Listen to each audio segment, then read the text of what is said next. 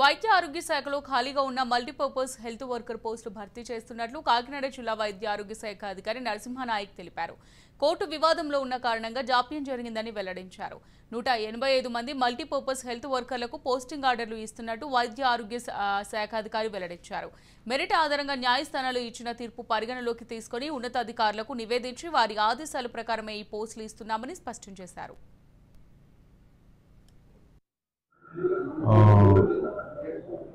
ఈరోజు కాకినాడలో మనకి 185 మంది ఎంపీహెచ్ఏ మేల్ పేషెంట్స్కి కండిషనల్ అపాయింట్మెంట్ ఇవ్వడం జరిగింది.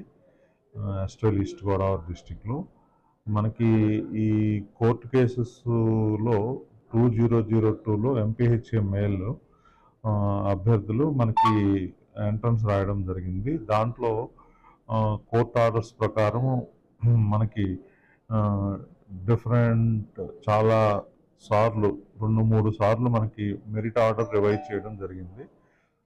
ఈ మెరిట్ ఆర్డర్లో కొంతమంది బయటకు వెళ్ళిపోవడం జరిగింది, మళ్ళీ రీఇన్స్టేట్ చేయడం జరిగింది.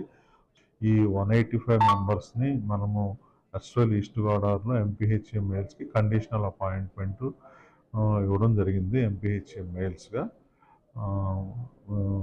అందరికీ కూడా మనకి ఎస్టోల్లో ఉన్న వేకెన్సీస్ అన్నింటిలో కూడా ఫిల్ చేయడం జరిగింది, కౌన్సిలింగ్ చేసి.